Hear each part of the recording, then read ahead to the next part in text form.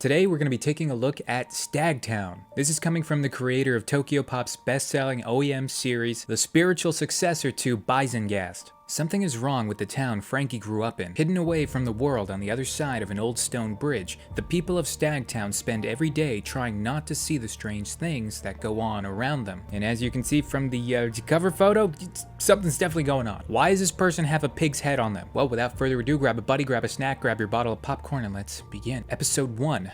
Surveillance. It seems like music is playing in the background. I can hear music from somewhere.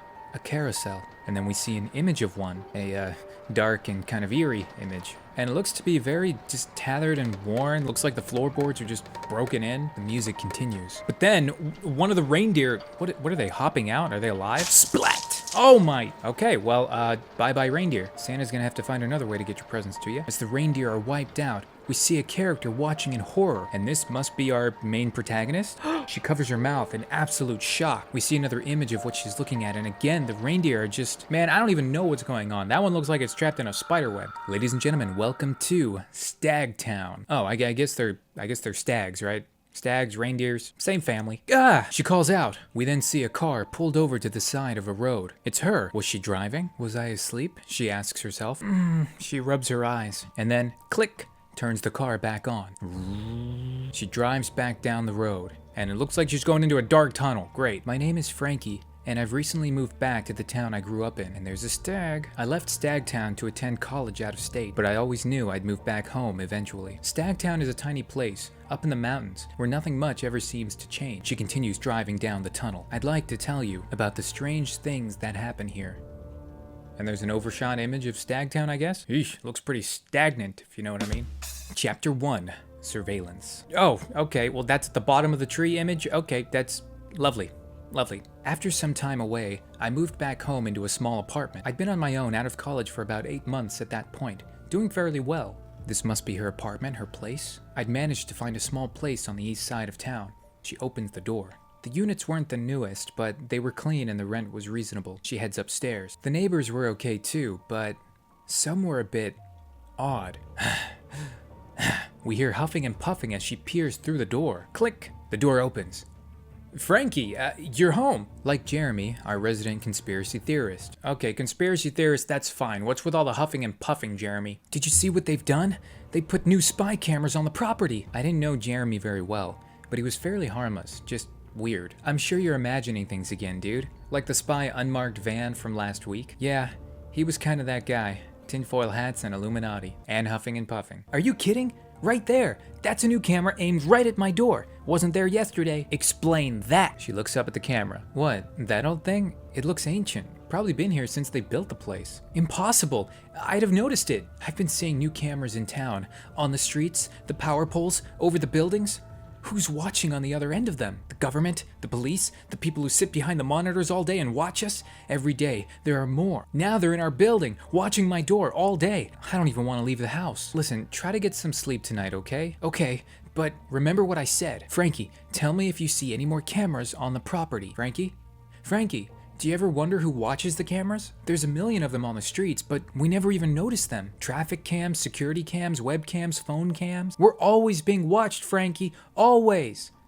Frankie, as he was digressing into his conspiracy theory, Frankie has disappeared. Okay, I probably shouldn't say that. He's probably now gonna write that off as a conspiracy right there. Good night, Jeremy. Slam. She shuts her apartment door. Jeremy looks at the camera. It whirs and makes little noises. And honestly, I don't blame Jeremy that much because I would feel uncomfortable too if I had a camera pointing right at my door. I put Jeremy's paranoia out of my head. Every week, it was something new with that guy. That night, I had a restless dream, but it was forgotten by the time I woke up. All right, we're gonna see her dream now. Chirp. Chirp, clatter, clink. She's getting ready in her kitchen, hopefully making us a cup of joe because I could use one right now. She sits down, enjoying her drink with her phone. She takes a sip and then looks up to find, what, is that a security camera in her house? The camera whirs and looks right at her. And that is the end of episode 1. What the f? There is definitely something wrong with Stagtown. Oh, wait a minute. No, this was a dream, right? This is her dream. Well, let's go to episode 2 and find out. The next morning, there was a camera in my apartment. Maintenance must have come up and installed it before I woke up. Excuse me, what? Maintenance came into your apartment and installed a camera? And you didn't even notice? I would notice. You could still see the loose plaster from where it had just been bolted to the wall. That's it. She slams her drink down. I don't care if it's for security or whatever. I'm not having a camera in my kitchen. So I guess it wasn't a dream? Can't believe I'm agreeing with Jeremy on something. She marches downstairs. This is going way too far. I'm gonna give the landlord a piece of my mind. She stomps down the stairs. She slams open the door. And then, outside, she stops and looks, along with another tenant. What? Her eyes widen, and then we see... Oh my! Whoa! There's cameras everywhere! Holy... Dude, they have cameras, like, in places that don't even make sense. This camera looks like it's pointing right back at the wall. Or it might just be the perspective. It's probably pointing at this door. But still, like, you think you got enough cameras? And just like that, there were cameras everywhere. There was no point in complaining to the landlord. Cameras had appeared all over town. No one saw them being installed. They just popped up overnight. They were the same ancient model as in my kitchen. Dozens of cameras on every wall and pole. We see the people down below taking pictures, just wondering what the heck is going on. Watching in every direction. The news claimed it was a prank or some guerrilla art project. Meanwhile, back at her apartment, but they were inside people's homes. So naturally, people were angry about it. She pulls up the news feed on her phone. Strangely, the town's traffic cams saw nothing. They just stopped working the day before. Okay, so what do we got here? Our girl Frankie has just moved back to Stagtown, which is her old hometown. Cameras have been appearing all over the town, and still, no one knows why. Even the traffic cameras that were there before somehow lost power and didn't see all these new ones getting put in place. Something's very weird is going on. It was weird seeing workers up on ladders trying to fix these brand new traffic cameras. Meanwhile, the ancient models that appeared seemed practically indestructible. We see a man up on a ladder. It looks like he's trying to maybe take one down. I saw some men trying to follow where the old cameras were feeding their video, but the cables would go for a few feet, then straight down into the ground or through walls or under boulders. The news said just to ignore the cameras for now, and so the people just walk by and continue their lives. But people started carrying umbrellas. Oh, okay. I just thought it was raining. But that makes sense too. Carry an umbrella, block your face. A little more private, I guess? It was exhausting to be watched all the time. The question is, who is watching or what? I had to put up with it while waiting for maintenance to come and remove the camera from my kitchen. Frankie sits down at her kitchen table, pondering. Then, she looks. The camera whirs again, looking right at her. Frankie continues looking at it. Finally, I got sick of waiting and took it down myself, cutting the cord at the wall. She reaches up and grabs the camera and tosses it in the trash. Nice. And that was the end of that. Later that evening, I went out to run a few errands. Oh boy, I think I know what's gonna happen. Yep, and as soon as she gets back, when I came home... Oh! What?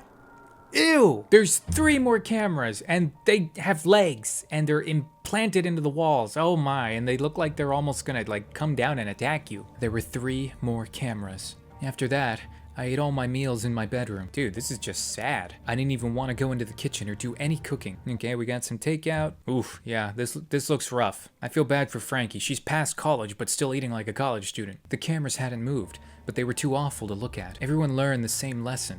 If a camera was taken down, blocked, or covered up, it was replaced overnight. If you taped up the lenses, another camera appeared. But dude, how is nobody, like, keeping watch? If somebody does something to a camera and another one appears overnight, can't somebody just watch overnight? Like, come on. Cutting the wires was even worse. More cameras, uglier ones would appear. It seemed everyone cut down, 3 or 4 would take its place. Oh my gosh, why are these cameras so, like, creepy looking? Why do they have legs? They didn't move, but they looked like they might. That was the worst part. No one even knew if there was someone watching on the other side of the cameras, or if this was all some horrible joke. I'd resolved to go away and stay in a motel out of town until this blew over. Well, good for her. Honestly, I wouldn't move out temporarily. I would just hightail it and skadoosh. I would go anywhere but here, permanently. But there was one person I felt I should check on before I left. Oh no, is that our boy? Unfortunately. Oh man, there is the army of cameras outside his apartment. He was being watched more closely than anyone. Why? Because he's on to them. Well, RIP, my dude. I guess no one's getting in there without someone noticing. Alright, guys, how we doing so far? You okay? Did your buddy run away? Are you out of popcorn? Well, too bad, because we got one more episode. Episode 3. She knocks on the door. Hello? Jeremy? The camera watches her in the background. Jeremy, are you home? It's Frankie. Please open the door. She knocks again. Hello? I don't think the door is opening. She leans up against the door and puts her ear against it. And then we hear a... cat? Frankie listens closely. Thanks for coming over. There's no answer, but I'm sure he's home. and I heard a cat crying pretty loudly. If I get one more complaint about Jeremy, I'm evicting him. He's not even paying a pet deposit. Well, I was more concerned it might not have been fed. Between this and the cameras, I've just about had it. Have you heard anything about them? Nope. They told us not to touch him, so I told maintenance to leave them there for now. I think the town's supposed to remove them at some point. Mr. Owens, this is the landlord. She knocks on the door. Can I have a word with you? We hear them meowing again, but no answer from Jeremy. Mr. Owens, are you home? I need to check the apartment. That better not be a cat I hear. Sounds like he's out. She grabs a key, puts it in, and turns. Well, I'll take a look, make sure everything's all right. The door rattles and then clicks. Creak. They open the door. Landlord, anyone home? Frankie jolts back, covering her mouth. We see the whirring of a camera and it's, oh my goodness! I don't know what it's doing. It's tackled the poor kitty cat. No wonder it's meowing.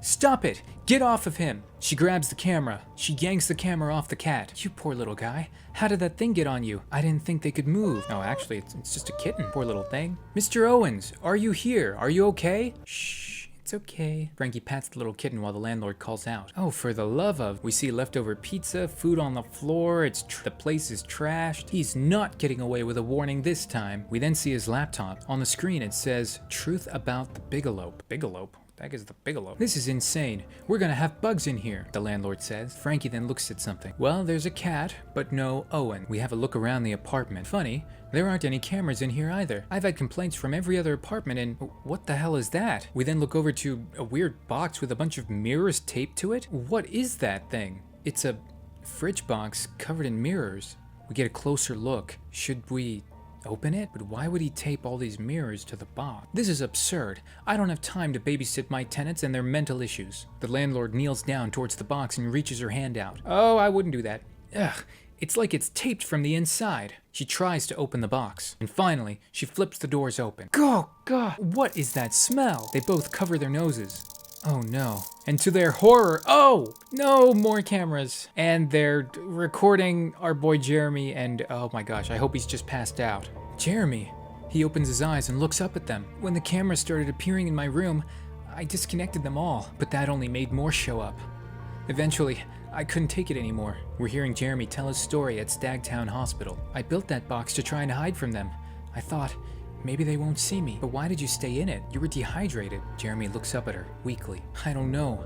Just the feeling of being watched all the time. I couldn't take it. I wasn't thinking clearly. Eventually, I got too weak to crawl out, and they crawled inside. You know, when I felt weakest, when it was all going dark, I heard them talking. I heard the voices on the other end of the wire. Frankie looks down at him, more serious now. So many voices. And that is the end of episode 3. Holy heck. Well, that's all we have time for today. But guys, I think we can safely say that something strange, very strange, is going on in Stagtown. And if you guys want to find out more, you can do so by clicking the link down below and checking out Stagtown for yourself. Honestly, I think this story is great. It's really intriguing. It kind of reminds me of some old creepy Junji Ito stories I used to read in the past. And honestly, I love this type of creepy environment and setup. And honestly, I have absolutely no idea what is behind all these cameras and weird things going on, which is exactly what makes this story good, the unknown. Because let's be honest, when you can't predict what's going to happen next, it's just more fun. Anyways, if you guys enjoyed this video, be sure to leave a like, hit that subscribe button. Anyways, hope you guys enjoyed this video. Leave a like if you did. Click the link down below to check out Stagtown. It updates every Tuesday, only on Webtoon.